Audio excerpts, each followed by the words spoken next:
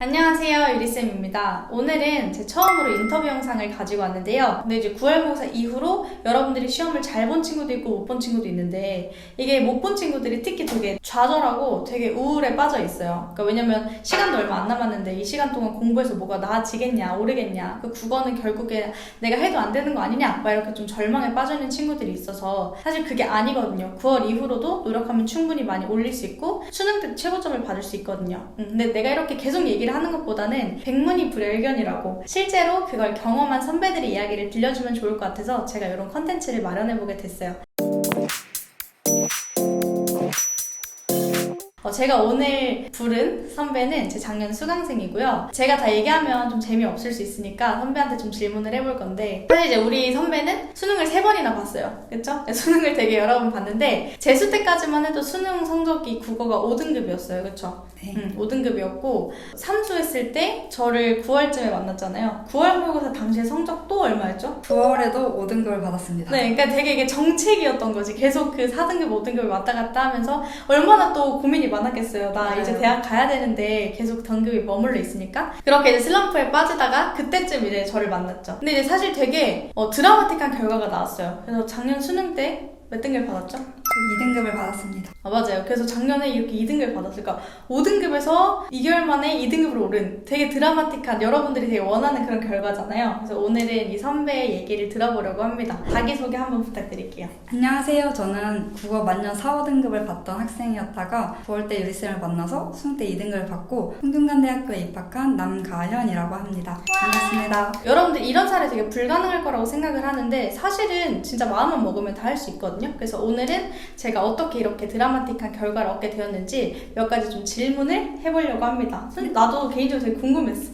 좋아요. 많이 질문해주세요. 좋아요. 우선은 9월 모의고사 이후에 국어 공부하는데 시간을 어느 정도 투자를 했나요? 저는 전체적으로 한 3시간 정도 시간을 투자했던 것 같습니다. 하루에? 네. 하루에 좀 꾸준하게 3시간씩 했어요? 네, 3시간보다 더 하는 경우도 있었지만 3시간보다 좀 적게 하는 경우는 없어서 웬만하면 3시간을 채우려고 노력을 했습니다. 근데 저도 딱 적당한 것 같아요. 한 2-3시간 정도가. 너무 또 오버한다고 해서 그게 사실 다른 과목도 해야 되는데 너무 많이 한다고 해서 좋은 건 아닌 것 같고 적당히 2-3시간 추천합니다. 근데 이제 그 안에서도 과목당 시간 분배가 좀 더 들어갈 수 있잖아요. 예를 들어 비문학이랑 문학 그리고 선택 과목인데 네. 우리 작년에 선택 과목은 화법과 작문을 했어요. 네. 그래서 화작을 기준으로 했을 때 과목당은 어떻게 분배를 했는지. 저는 이제 문학이 굉장히 약했던 케이스이기 때문에 제 등급이 5등급이었기 때문에 저는 좀 전략적으로 문학과 선택 과목을 잡는 게 중요하다고 생각을 했어서 문학에서는 한 1시간 반 정도 시간을 썼고 비문학은 1시간, 그리고 화작은 매일 한 세트를 풀면서 30분 정도 분석을 했던 것 같습니다. 되게 이상적인데? 그러니까 제가 되게 항상 강조하는 것 중에 하나인데 우리 또 3등급 이하인 친구들은 애초에 문학이랑 선택 과목에서 지금 시간도 많이 잡아먹고 정확성도 떨어져서 등급이 계속 오르지 않는 거거든요. 그래서 되게 전략적으로 문학이랑 선택 과목에 투자를 해준 건 되게 좋다고 생각을 해요, 저도. 그리고 우리 친구들이 되게 많이 고민이 있을 텐데 이렇게 화법과 작문은 매일매일 감각 잃지 않게 계속 해주고 문학을 1시간 반, 그러니까 비문학보다 더 쓴 거죠? 근데 사실 또 비문학을 시간을 많이 들인다고 해서 비문학이 막 오르지 않을 수 있기 때문에 오히려 이렇게 문학에 좀 투자를 해주는 게 좀 좋다. 비연계나 연계나 좀 즉각적으로 나오는 거는 사실 문학이거든요. 좋았던 전략이라고 생각을 해요. 그래도 공부할 때 좀 힘들었던 점 있잖아요. 좀 이 부분이 유독 어렵다 혹은 너무 안 올라서 좀 스트레스였던 부분이 좀 있었나요? 네, 저는 일단 개인적으로 인강 유목민이었기 때문에 정말 안 들어본 인강이 없었고 사실 다양한 공부법을 시도를 했는데 제가 제일 스트레스를 받았던 거는 의지가 있고 국어에 있어서 성적을 오르고 싶다라는 생각은 있었지만 실력 자체가 근본적으로 오르지는 않다는 생각이 너무 있어서 뭔가 국어라는 과목이 되게 좀 추상적이라고 생각이 들었고 내가 정말 재능이 없어서 국어를 못하는 건가? 라는 그런 생각이 들었을 때 개인적으로 스트레스를 좀 받았던 것 같습니다. 너무 공감한 친구들이 많을 것 같아요. 그러니까 애초에 이게 너무 막막하니까 재미도 안 느껴지고 내가 재능이 없나 하면서 더 포기하고 싶어지고 좌절을 하게 되잖아요. 네. 맞아. 그래서 사실 여러분들이 차근차근 올라가는 게 되게 중요하거든요. 근데 그럼에도 불구하고 어떻게 또 잘 극복을 했네요. 선생님 덕분입니다. 근데 정말 열심히 했어요. 제가 웬만하면은 엄청 칭찬을 해주진 않거든요. 우리 학생들이 갖다 막 너 정말 이렇게 온 진심을 다해서 정말 최선을 다했구나라고 말하는 학생 생각보다 없는데 가연 선배 같은 경우는 제가 작년에 봤을 때도 정말 성실하게 열심히 공부를 했던 친구였어요. 그러면 좀 이어지는 질문인데 네. 어제 슬럼프가 좀 오고 지치고 좀 다 포기하고 싶고 할 때가 있잖아요. 네. 특히 이 시즌에 되게 많아요. 특히 9월모의사 보고 나서 나 그냥 수시로 다 써야겠다 뭐 그런 친구들도 있었고 이렇게 슬럼프가 올 때 마음을 다잡는 방법이나 내 슬럼프를 좀 극복했던 비법이 있나요?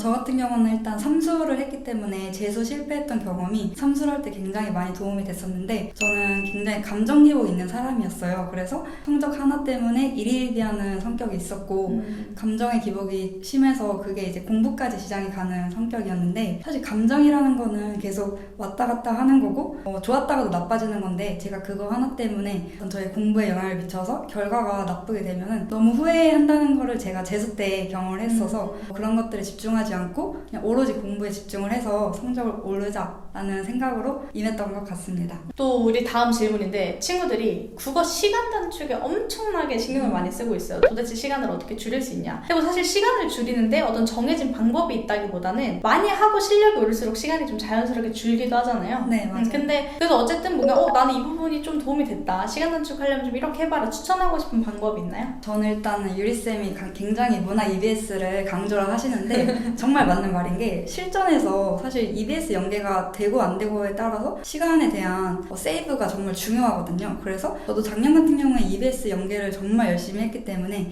EBS 공부를 정말 제대로 하셨으면 좋겠고 또 이제 하나가 있다면 행동 양식에 대해서 좀 본인이 정립을 해서 이 시기부터는 본인이 모의고사를 풀 때 내가 좀 일관된 틀로 풀 수 있는지를 계속 점검해 보시는 게 되게 도움이 됐던 것 같습니다. 맞아요. 우리 친구들이 연계 공부를 좀 소홀히 하는 경우도 있는데 연계만 하면 안 되지만 연계를 소홀히 했다가 나중에 시간 세이브에서 좀 불리할 수가 있거든요. 그래서 지금이라도 늦지 않았으니까 연계 공부랑 비연계 공부 같이 챙겼으면 좋겠어요. 그리고 실전 모의고사 앞으로 연습을 많이 할 텐데 모의고사를 풀고 난 이후에 내가 이 다음 모의고사에서 똑같은 실수를 하지 않으려면 어떻게 행동을 해야 되는지 그런 자기만의 규칙들을 좀 정하라는 거죠. 그래서 문제풀이 순서라든지 아니면 문제 푸는데 내 생각보다 시간이 오래 걸렸다. 그러면 어떻게 대처할 것인지 이런 것들을 사실 다 미리 생각을 해봐야 되거든요. 딱 좋은 방법들이었습니다. 우리 친구들이 궁금해할 각각 과목당 공부 방법, 문학이랑 비문학 화작 이런 것들 좀 간단하게 얘기해 줄 수 있나요? 일단 저는 문학을 좀 강조를 하고 싶은 게 결국에 문학에서 EBS 연계가 50%가 되긴 했지만 아직까지는 정말 유효하다고 생각을 하거든요.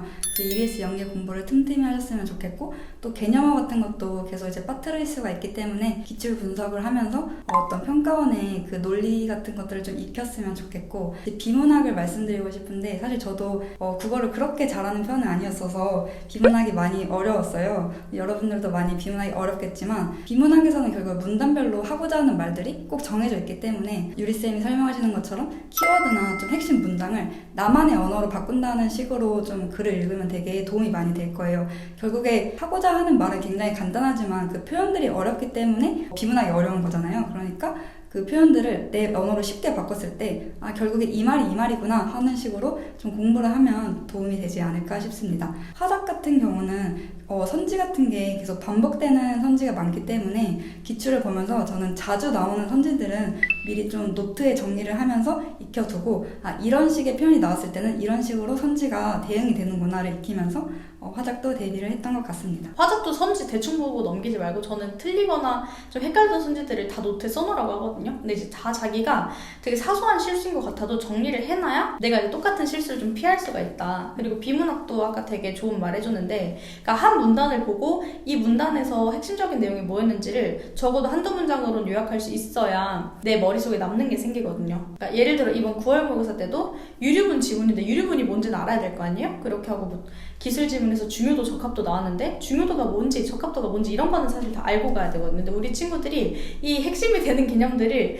뭔지도 모르고 그냥 넘겨버리니까 사실 머리에 남는 게 없는 경우가 많아요. 그래서 초반에 항상 자기가 문단을 읽고 남기고 문단을 읽고 남기고 하는 연습을 하면 좋을 것 같아요. 그러면 좀 이 모든 방법들 통틀어서 이게 좀 성적 향상에 큰 도움이 됐다 싶은 거 있나요? 사실 이제 유리쌤 수업을 들으면서 중에서 지문을 읽을 때 너무 다 꼼꼼히 읽어서 되게 힘들었던 타입이거든요. 문학 같은 경우도 소설이 굉장히 긴데 저는 이제 소설에서 어떤 부분이 중요한지를 잘 몰랐어서 그냥 처음부터 끝까지 다 열심히 읽고 막상 문제를 풀 때 내가 읽었던 게 기억이 안 나고 이제 다시 지문에서 찾는 그런 식의 어떤 레퍼토리가 많았었는데, 그리고 지문에서 문제를 내는 것들은 정해져 있고 문학이나 비문학이나 각각 중요한 포인트들이 있기 때문에 그런 독해의 포인트를 집중해서 좀 강약 조절하면서 읽는 것들이 되게 많이 저는 도움이 됐던 것 같습니다. 맞아. 강약 조절. 소설에서 정말 마찬가지인데 특히 초반 부분이 되게 중요하고 사실 중간 부분부터 좀 느슨해지는 포인트들이 있거든요. 그러니까 내가 장면 단위로 보라고 하는 게 그 말인데, 내가 모든 부분을 다 100% 빡 집중해서 읽으면 체력도 좀 딸리고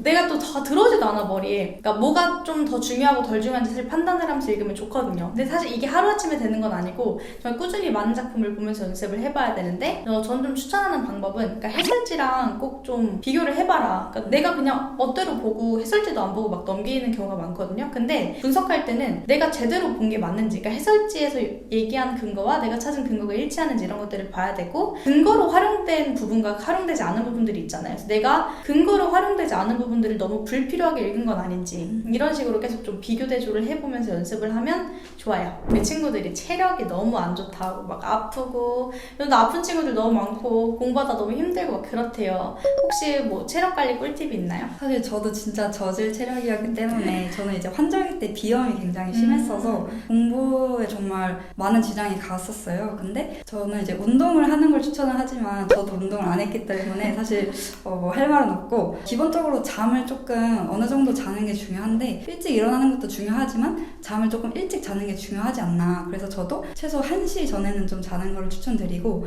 또 음식 같은 경우도 너무 인스턴트를 먹는 것보다는 조금 골고루 좀 영양분 있는 음식들을 섭취를 하셔야 기본적인 체력이 비축되지 않나 싶습니다. 그러니까 원래 먹는 거에서 다 건강 상태가 드러나기도 하고요. 그리고 생각보다 이 잠을 되게 간과하는 친구들이 많은데, 많이 자는 건 좋아요. 그러니까 너무 많이 자지만 않으면 충분한 잠을 자는 건 좋아요. 다만 규칙적으로. 그러니까 할 거면은 좀 꾸준하게 일정한 시간에 자고 일정한 시간에 일어나면 되는 거지, 막 여러분들이 막 2-3시간만 자면서까지 공부할 필요는 전혀 없거든요. 저는 보통 6-7시간은 그래도 자야 된다고 생각을 하는데, 다만 잘 거면 우리가 적어도 6시 일어난다고 치면 11시, 12시 자주면 좋다. 그래서 잠이 더 필요한 친구들은 일찍 자서 채워야지 늦게 일어나서 채우면 안 된다. 이거는 꼭 명심했으면 좋겠어요. 그럼 마지막으로 우리 친구들한테 한마디 해줬으면 좋겠는데, 이제 수능을 앞두고 있잖아요. 네. 수능 당일에 꼭 해야 할 것과 하지 않아야 될 것, 이런 거 좀 있을까요? 일단 수능 당일에 꼭 해야 할 거는, 이건 이제 사실 수능 전에 좀 했으면 좋겠는 건데, 결국에 국어에서 중요한 거는 내가 연습했던 대로 읽는 게 정말 중요한 것 같아요. 막상 이제 시험장에 가면 너무 떨리고 하니까 자신이 연습하지 않았던 뭔가 새로운 방식으로 막 글을 읽는 경우가 있는데, 내가 했던 대로 습관이 그대로 나오는 것이 결국에 점수 유지 혹은 상승에 좀 가장 큰 키였던 것 같아서, 행동 양식들을 미리 정해놓고 그걸 이제 수능 시험장에서 국어 시험을 보기 전에 그런 행동 양식들을 좀 머릿속에서 상기하는 게 좀 가장 중요하지 않았나 싶습니다. 그리고 이제 좀 하지 말았으면 하는 거는 너무 과한 욕심을 가지지 않았으면 좋겠어요. 결국에 자신의 어떤 지금 등급이 있고 자신의 수준이라는 게 있을 텐데, 물론 당연히 다 1등급 받고 싶고 만점을 받고 싶은 건 맞지만 너무 과한 욕심을 가지면은 맞출 수 있는 문제도 틀리게 되는 경우가 생기기 때문에 내 수준에서 잘 볼 수 있을 정도로 하기 위해서 그냥 내 실력대로 보고 그냥 내가 맞출 수 있는 문제만 정확히 맞추자라는 그런 마인드로 시험을 대하시면은 좋은 결과가 있을 거라고 생각이 듭니다. 너무 좋은 말이에요. 여러분, 오늘의 인터뷰가 도움이 되었나요? 네, 도움이 되었기를 바라고요. 오늘 이렇게 여러분들한테 꿀팁을 많이 전달해준 가연 선배한테도 혹시나 더 질문 있으면 많이 해주세요. 그러면 우리는 또 다음 영상으로 만나도록 할게요. 안녕!